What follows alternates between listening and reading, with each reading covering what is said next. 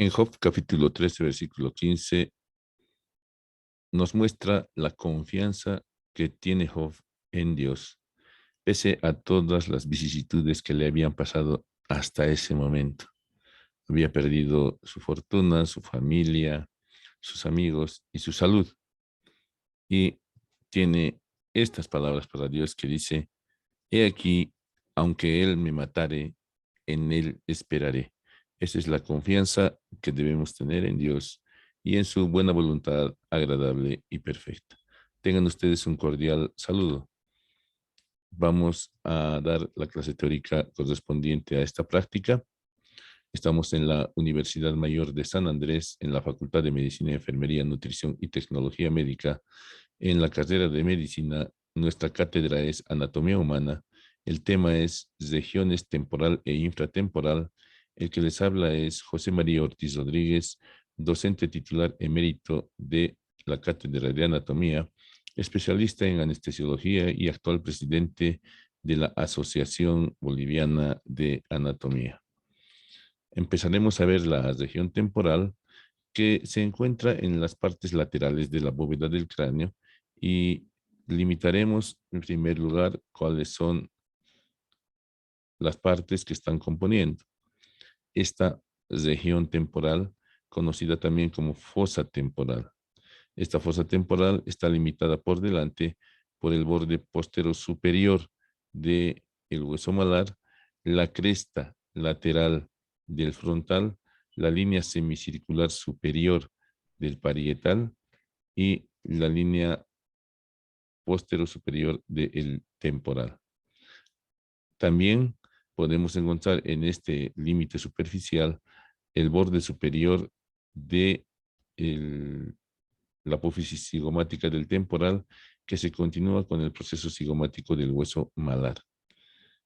Hacia abajo, el límite está formado por el proceso cigomático del malar, la apófisis cigomática del temporal, el borde anterior de la base de la apófisis cigomática, el límite externo de la superficie subtemporal del temporal, la cresta esfenoidal y parte del maxilar que corresponde a esta región, formando un orificio que comunica la fosa temporal con la fosa infratemporal.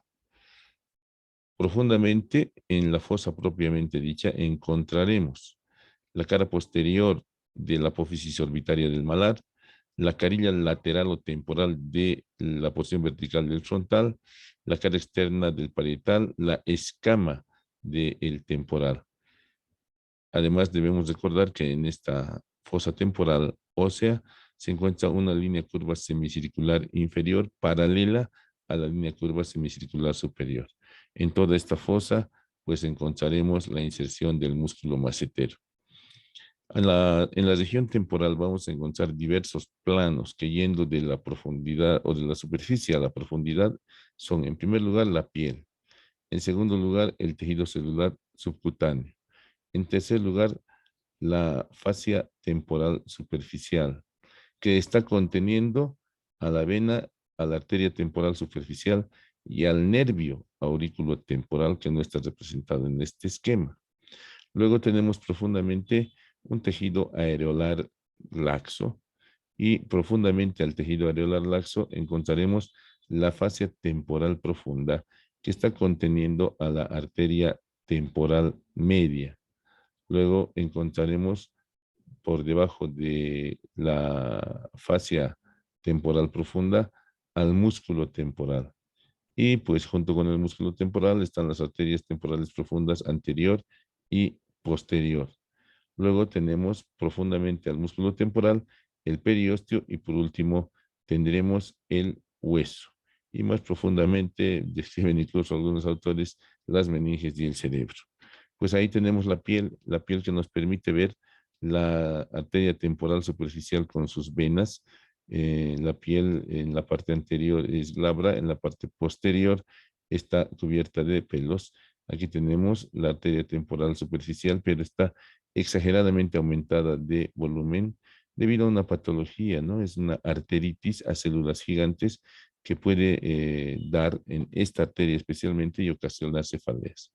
Debajo hemos dicho que se encuentra este tejido celular subcutáneo y debajo del tejido celular subcutáneo encontraremos la fascia temporal superficial que, como hemos dicho, está eh, envolviendo a la arteria temporal superficial, rama terminal de la maxilar interna, a la vena temporal superficial que va a dar inicio a la vena maxilar interna y al nervio aurículo temporal, que es rama del tronco terminal posterior del nervio mandibular.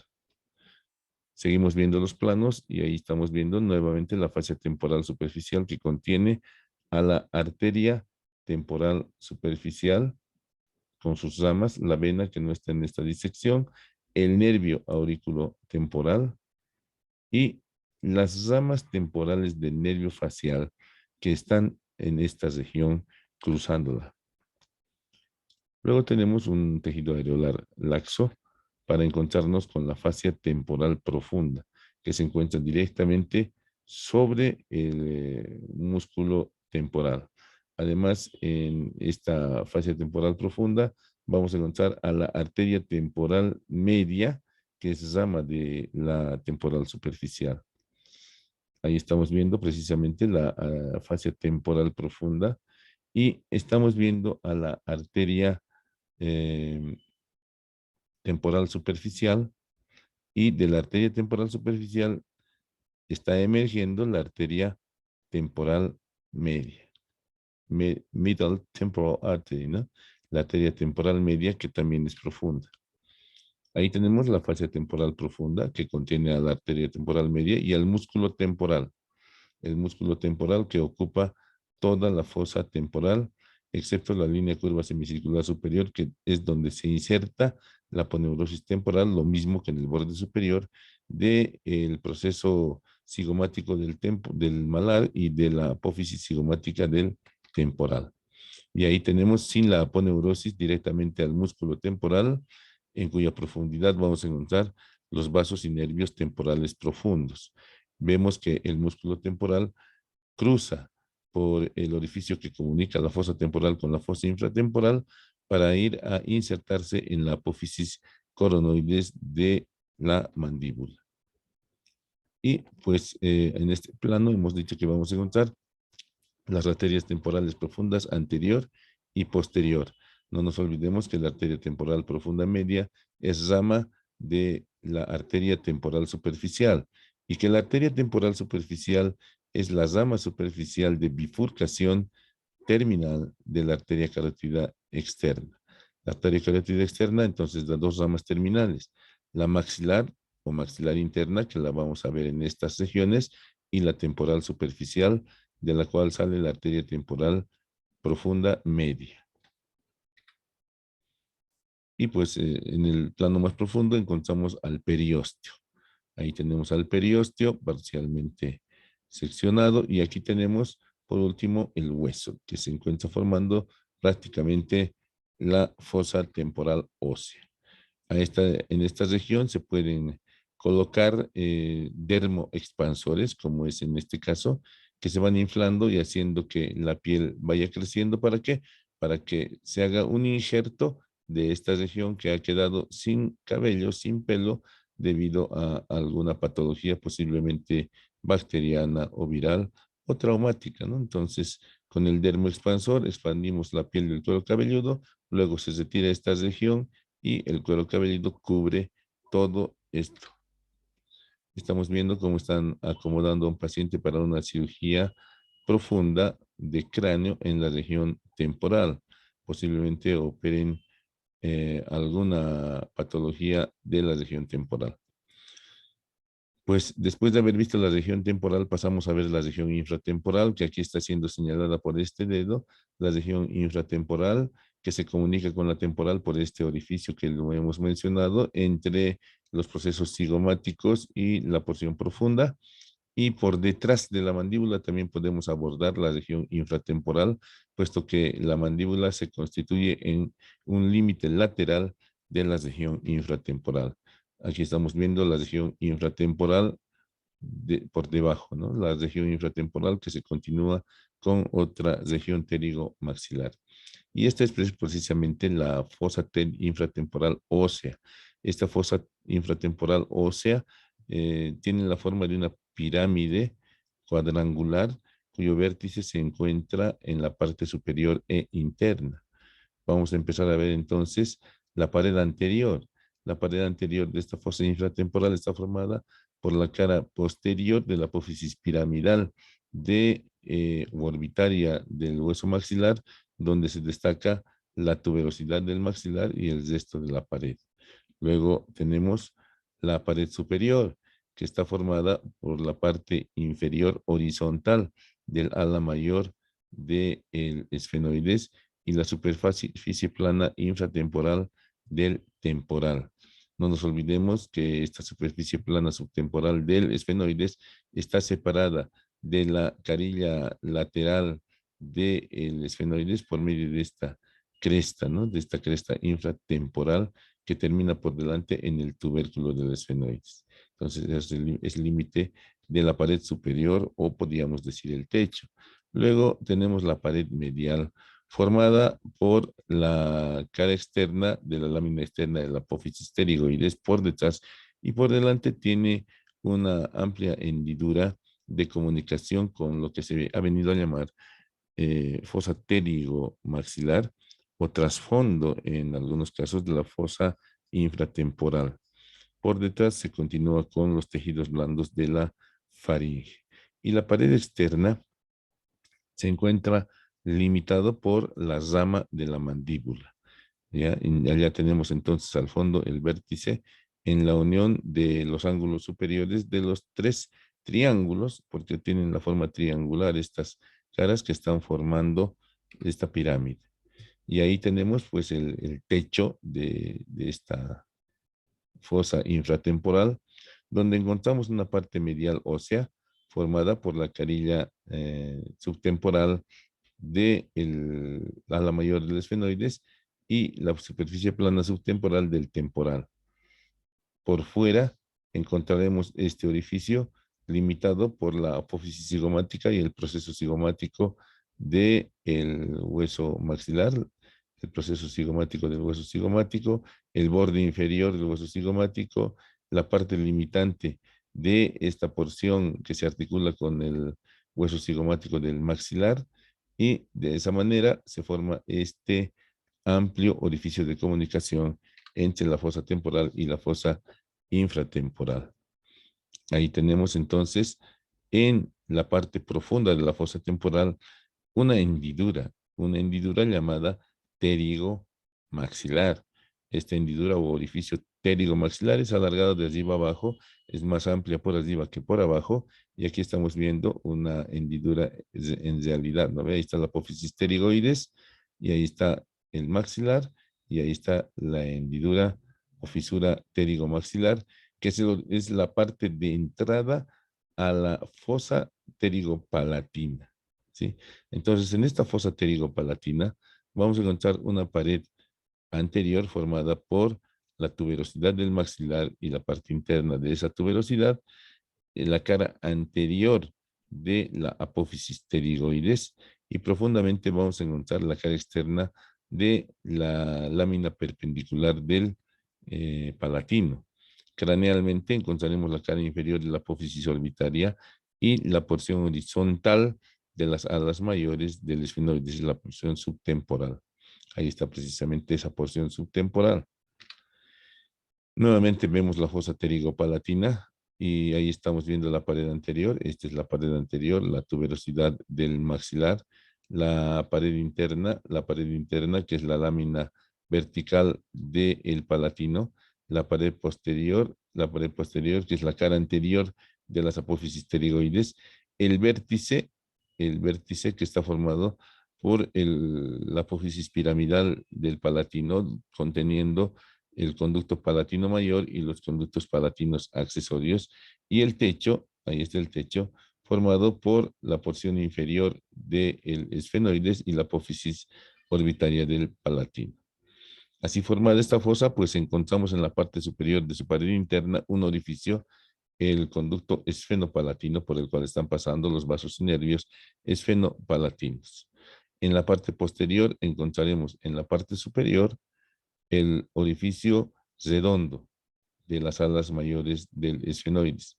Caudal o orificio redondo encontraremos el orificio anterior del conducto pterigoideo. Y más abajo encontraremos el orificio anterior de este conducto, del conducto palato-vaginal. Por delante encontraremos la parte interna de la hendidura orbitaria inferior. Y caudalmente, como hemos mencionado, encontraremos los conductos palatinos mayor y conductos palatinos menores. Ahí estamos viendo en esta imagen a la fosa pterigopalatina que se encuentra por fuera de la cavidad nasal, comunicándose con ella por medio del agujero esfenopalatino. Está por detrás del seno maxilar y detrás de la cavidad orbitaria, con la que se comunica por medio de la hendidura orbitaria inferior.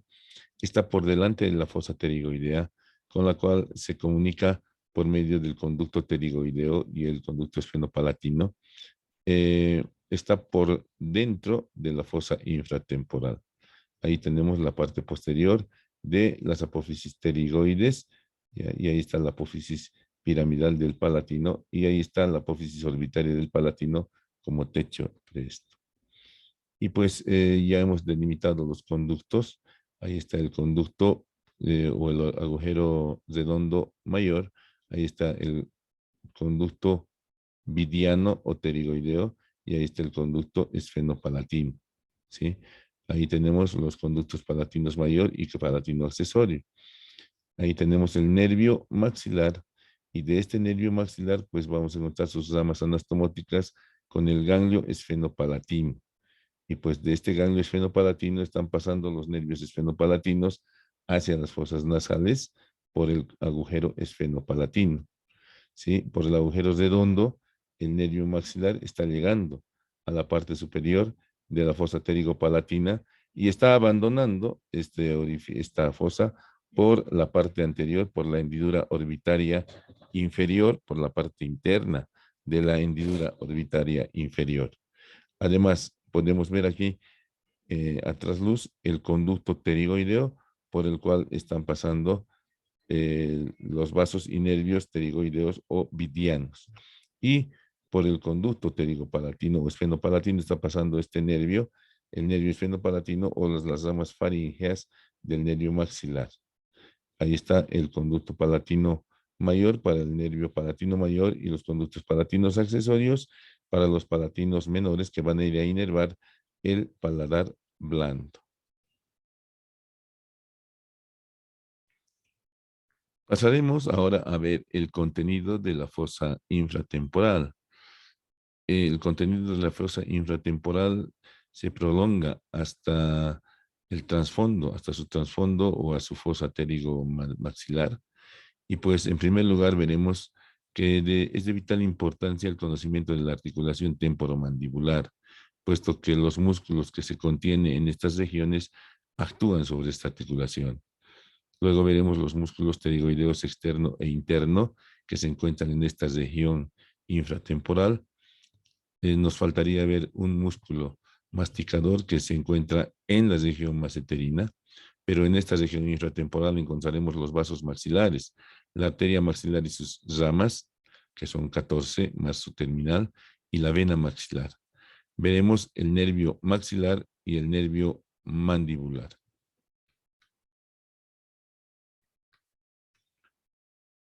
La articulación temporomandibular se realiza pues entre la cavidad glenoidea de la cara inferior de la apófisis cigomática, de la base de la apófisis cigomática y parte del peñasco del hueso timpánico y el cóndilo del maxilar. De esa manera se forma la articulación temporomandibular.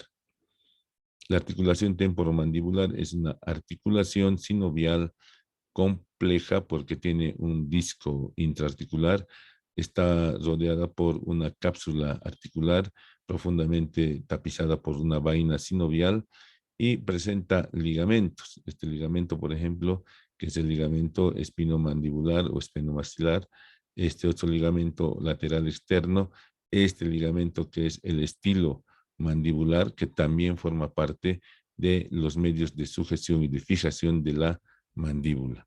Ahí tenemos el esfenomandibular, que es un poderoso ligamento. También tenemos este ligamento pterigo maxilar, que forma parte del zafe tendinoso de la inserción de los músculos faringeos y del músculo buccinador.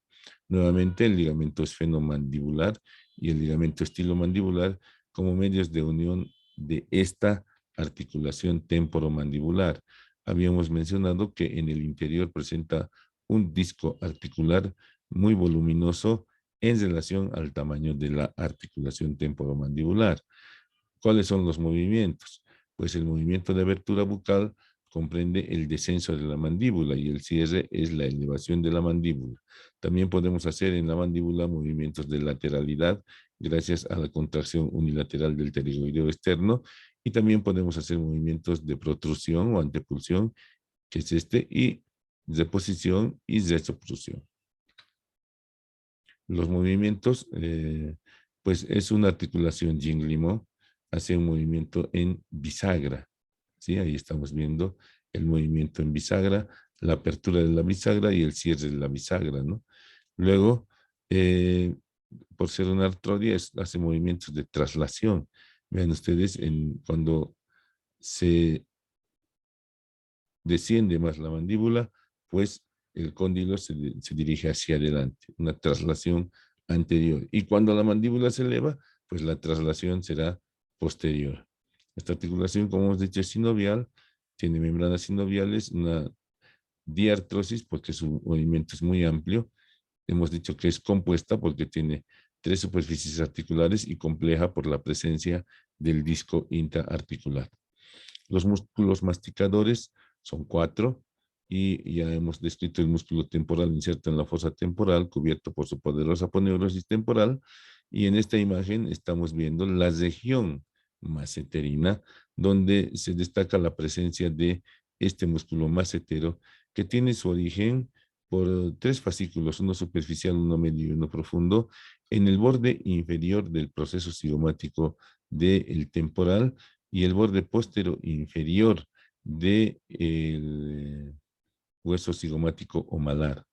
De ahí los 3 fascículos se dirigen oblicuamente hacia abajo y hacia atrás y van a insertarse en la cara externa de la rama mandibular cerca al ángulo en unas crestas que presenta la rama mandibular precisamente para la inserción de este músculo macetero. Como relación veremos que profundamente está el músculo buccinador y superficialmente está siendo cruzado por el conducto parotídeo. Vamos a ver en los músculos masticadores a este músculo y a este otro. Aquí está en una imagen real el músculo pterigoideo lateral o externo y el pterigoideo medial. El pterigoideo lateral o externo tiene 2 cabezas. Una cabeza superior que se origina en la cara inferior subtemporal del ala mayor del esfenoides y en la superficie plana subtemporal de la escama del temporal. En la parte superior de la apófisis pterigoides, de la cara externa de la externa de la apófisis pterigoides, y de ahí se dirige posteriormente hasta la articulación temporomandibular, hasta la fosita pterigoidea de la cara anterior del cuello del cóndilo.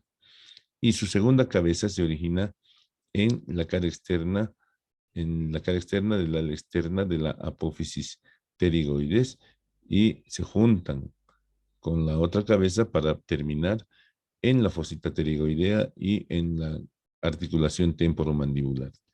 El músculo pterigoideo medial se origina en la fosa pterigoidea, en la apófisis piramidal del palatino, con este fascículo que algunos lo llaman aberrante y otros lo llaman el quinto masticador.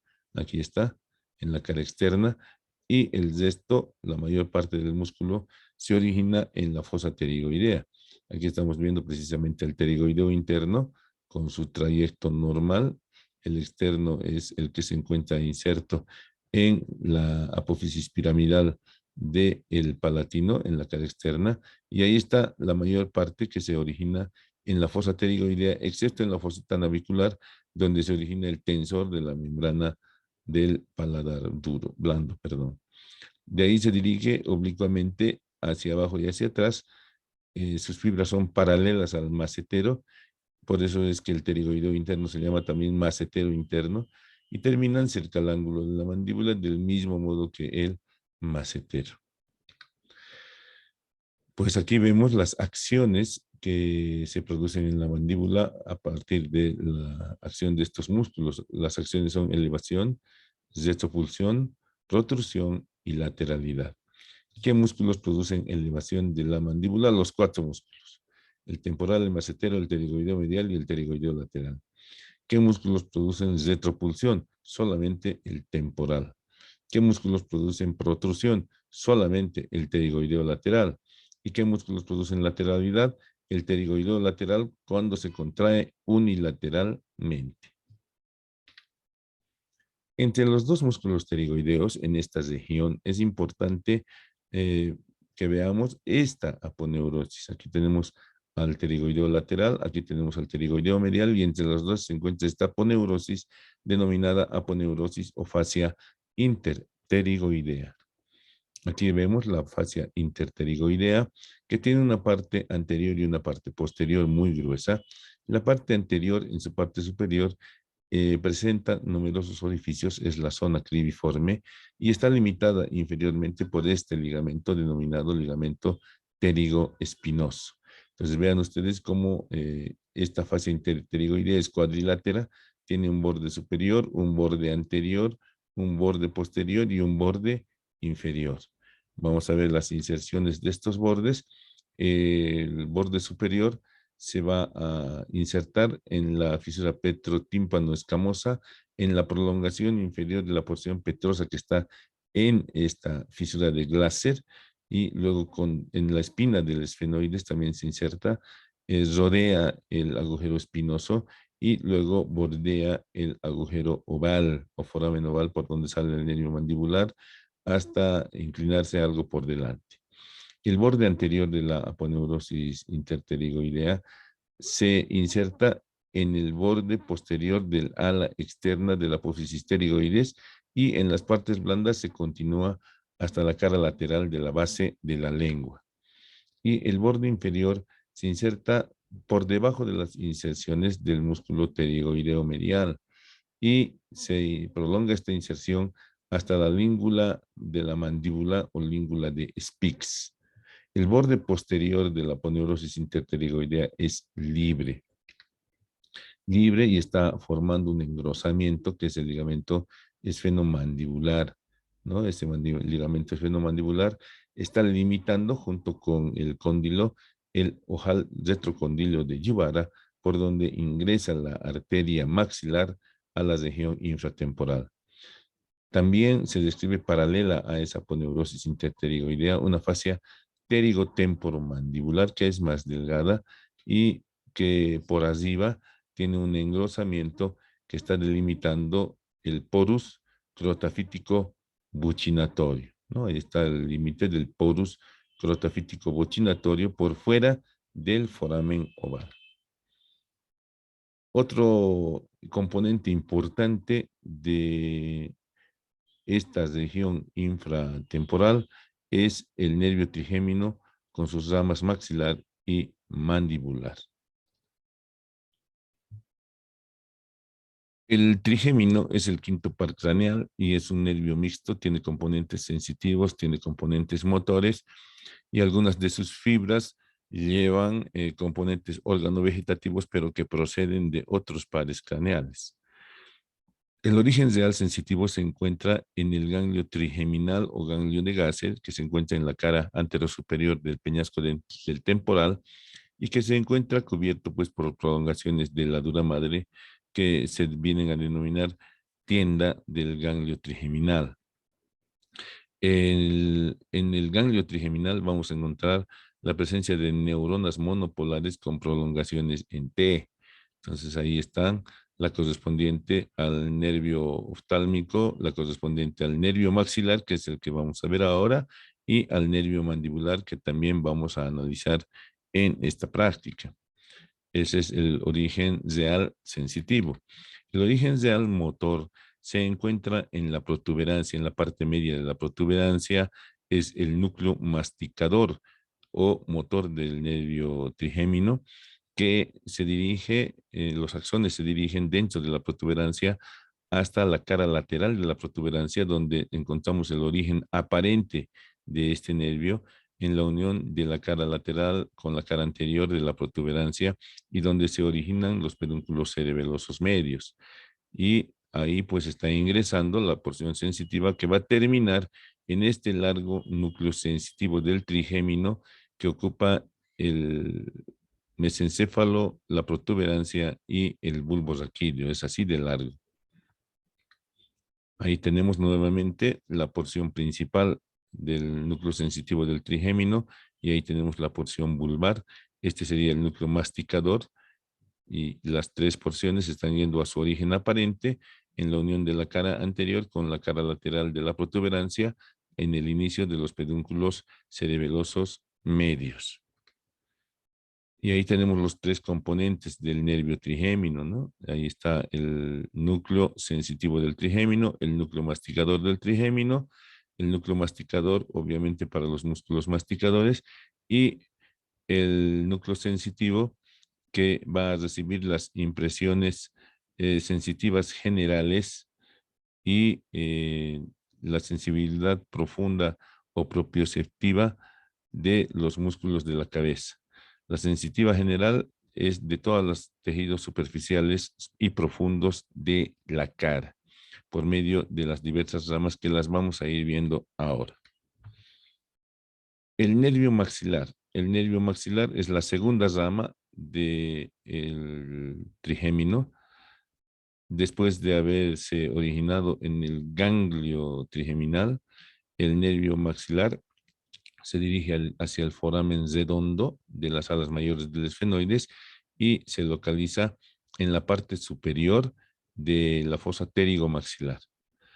Luego se dirige por la cara posterior de la tuberosidad del maxilar hasta introducirse en la cavidad orbitaria, donde discurre por el canal infraorbitario, luego se introduce en el conducto infraorbitario para terminar en el agujero infraorbitario, dando sus ramas ascendentes para el párpado inferior, sus ramas mediales para la nariz, para las fosas nasales y sus ramas descendentes para el labio superior. En el trayecto que va a dar una rama colateral recurrente o meningea que va a ir a inervar las meninges, la dura madre, que le da la inervación dolorosa precisamente a la dura madre, una rama orbitaria que contiene las fibras que le llegan del nervio vidiano para la secreción lagrimal. Un nervio, el nervio esfenopalatino, que se dirige precisamente al ganglio esfenopalatino para distribuirse a partir de este en las fosas nasales y en el paladar. Los nervios dentarios posteriores, que se dirigen hacia los molares, ¿sí? Los nervios dentarios medios, que se dirigen hacia los premolares, y hacia adelante vamos a encontrar la presencia de este nervio dentario anterior para los incisivos que está recorriendo un conducto dentario anterior y superior labrado en el interior del hueso maxilar. ¿Ya? Ahora, es de interés también para nosotros en esta región que de la rama orbitaria del nervio maxilar están partiendo estos nervios, ¿no? El temporomanal y el temporocigomático o temporoorbitario que se dirigen hacia los agujeros del hueso malar.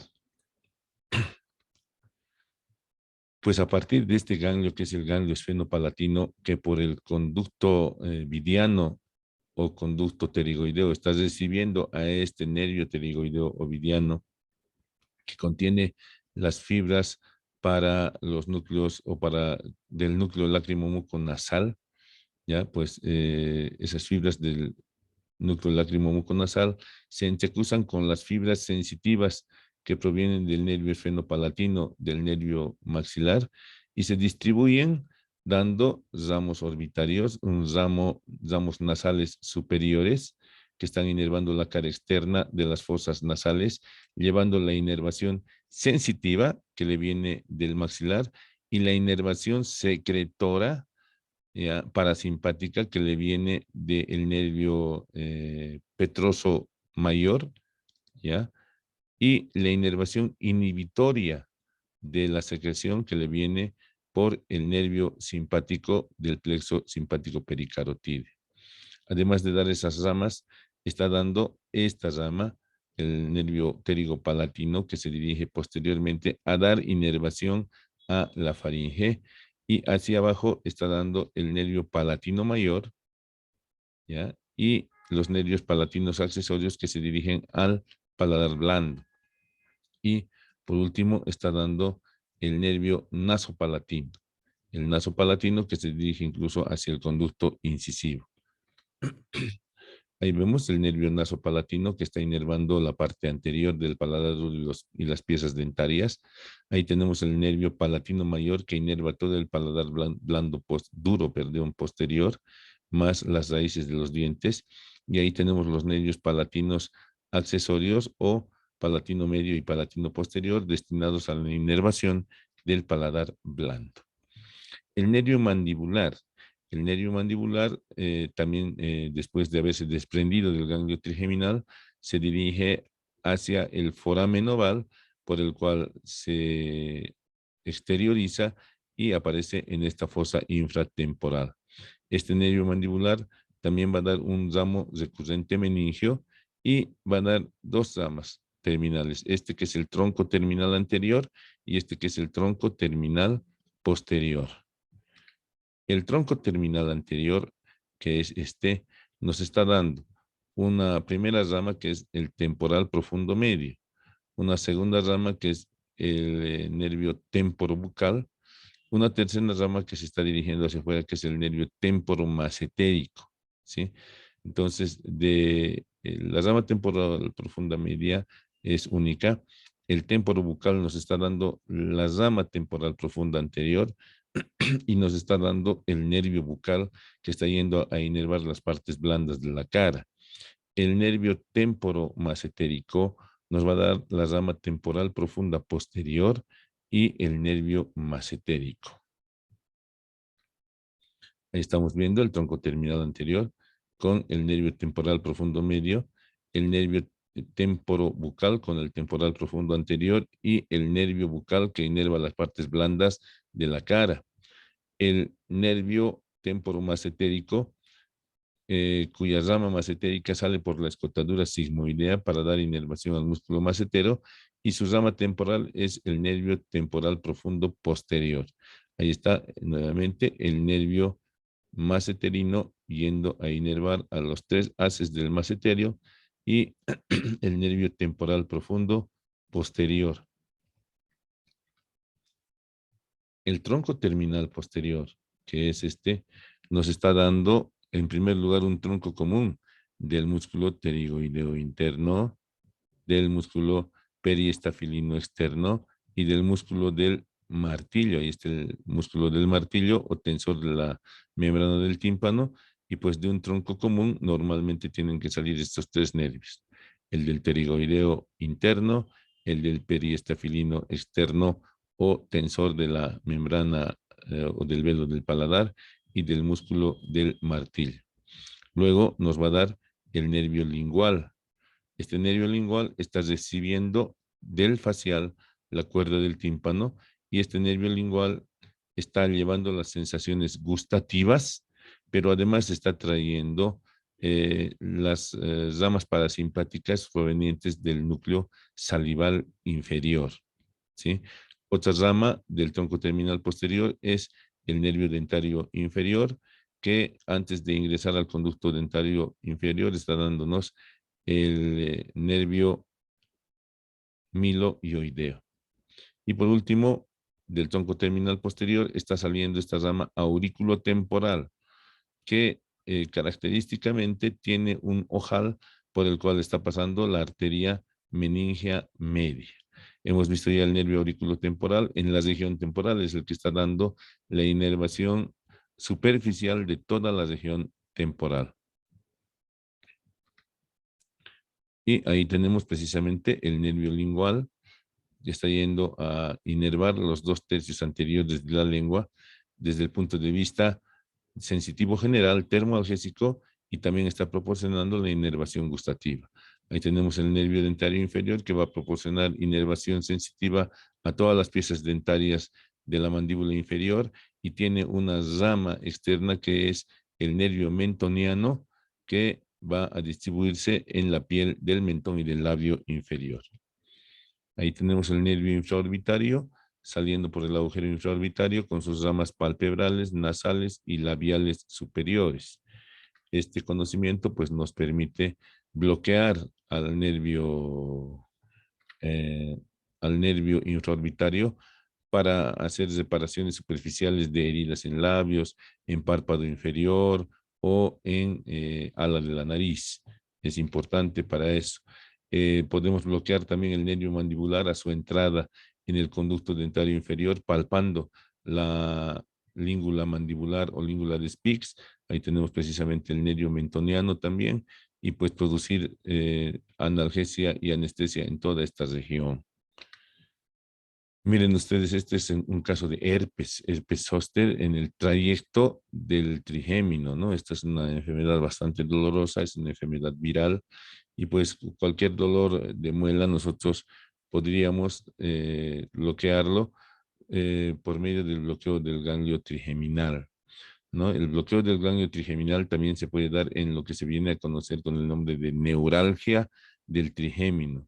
Entonces, por vía bucal, nosotros, guiados por radiología, por rayos X, podemos dirigirnos hasta el foramen oval, introducirnos por el foramen oval hasta el ganglio trigeminal y producir el bloqueo del ganglio trigeminal, ya sea anestésico local para un bloqueo temporal de 24 48 horas, o utilizar alcohol absoluto para un bloqueo más prolongado.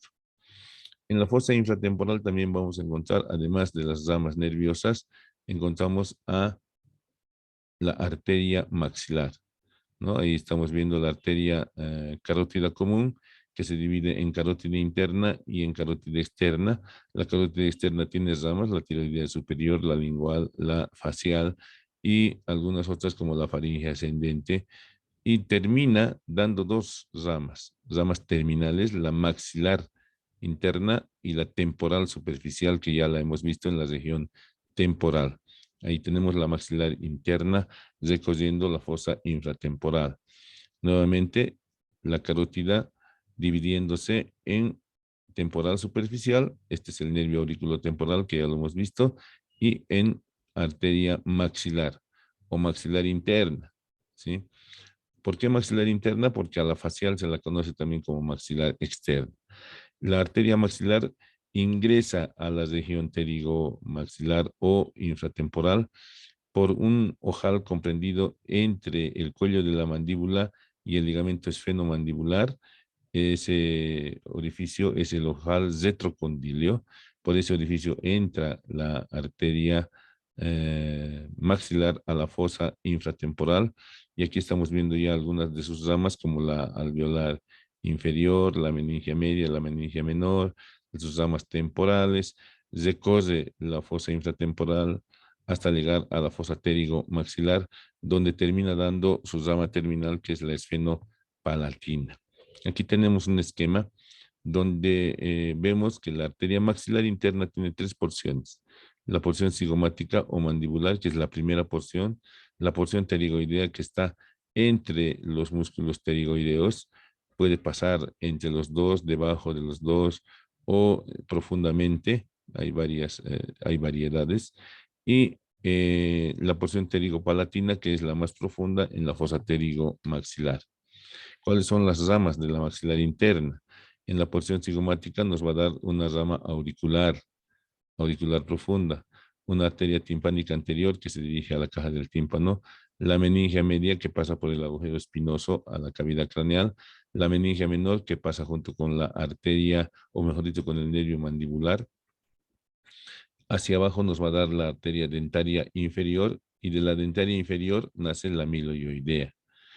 En la porción pterigoidea nos va a dar la arteria temporal profunda, media, la arteria pterigoidea externa, al igual que el nervio, la temporal profunda media nos está dando la arteria masseterina, ¿sí? Luego nos va a dar la arteria temporal profunda anterior y al igual que el nervio nos va a dar también la arteria bucal. Y por último nos va a dar la alveolar posterior y va a terminar, como hemos dicho, como arteria esfenopalatina, ¿no? En la porción pterigoidea nos va a dar la arteria infraorbitaria, nos va a dar la arteria palatina mayor, la arteria vidiana, la arteria pterigopalatina y la rama terminal que es la esfenopalatina. Esta es la mnemotecnia. Timeme demaptete bute al in pabite. Pabipte, ¿no ve? La timpánica, autímeme en realidad vendría a ser, ¿no?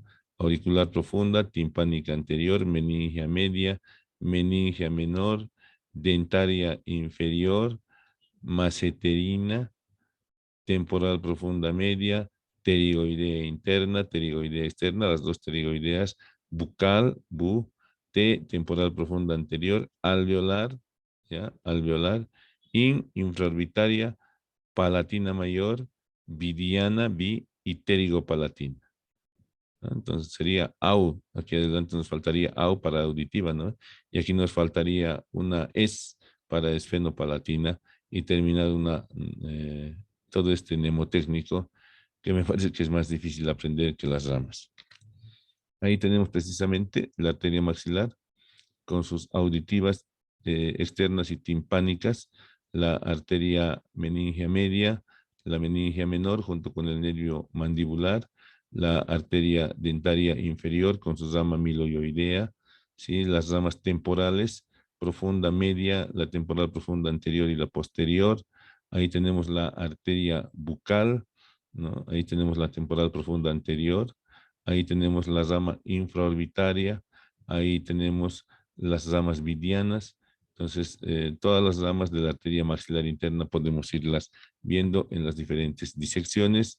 Ahí tenemos la esfenopalatina que se dirige hacia las fosas nasales precisamente y vemos cómo las arterias, ramas de la maxilar interna y ramas de la carótida externa por medio de las arterias faciales van a formar una profunda red de irrigación de las fosas nasales y en la parte antero inferior del tabique se forma un plexo, el plexo arterial o de Kieselbach, ¿no? Ahí tenemos entonces una proyección de superficie de las ramas temporales profundas anterior o posterior, media y anterior, ramas de la maxilar. Ahí tenemos la rama maseterina, ¿sí? Ahí tenemos la rama dental inferior. Ahí tenemos las ramas alveolares, ¿sí? Ahí tenemos el ramo mentoniano, que también procede de la arteria maxilar. Y ahí tenemos nuevamente una visión real de la arteria maxilar con algunas ramas, ¿no? La arteria alveolar inferior, las arterias temporales profundas anterior, media y posterior, la arteria bucal, que nos están mostrando parcialmente las ramas. Es una arteria muy difícil de trabajar.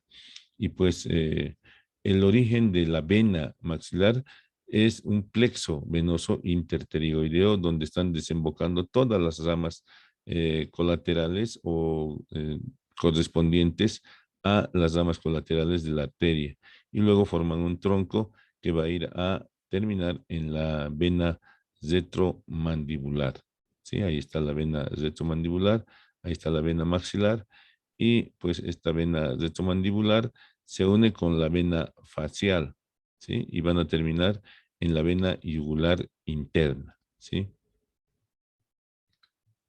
Pues el plexo de Kieselbach es un lugar donde las paredes vasculares son muy delgadas y donde puede haber epistaxis por manipuleo o por aumento de la presión arterial. Entonces se puede hacer un taponamiento anterior con gasa vaselinada, ¿ya? O en caso de emergencia con papel higiénico también si se puede con vaselina. Se puede hacer compresión externa de este plexo y después de 5 minutos se obtendrá hemostasia o se puede hacer un taponamiento posterior cuando la hemorragia es bastante profusa, ¿no? Hay ocasiones en las que estas epistaxis han llevado a los pacientes a transfusiones y a terapia intensiva. En esta imagen estamos viendo el retiro de un tapón. Generalmente se dejan estos tapones también en cirugías de las fosas nasales y del tabique nasal y pues es bastante cruenta la retirada de estos tapones. Aquí estamos viendo cómo es la técnica para la colocación de un tapón posterior con una sonda Nelatón que se la introduce por la nariz y se la saca por la boca, pues se liga el tapón posterior, se tracciona la sonda y pues el tapón queda en la parte posterior. Otra técnica para hacer un taponamiento posterior de fosas nasales es la introducción de una sonda vesical que tiene un globito, un balón piloto. Una vez que se ha introducido la sonda, se infla el balón y se tracciona haciendo presión en las coanas para que queden completamente ocluidas.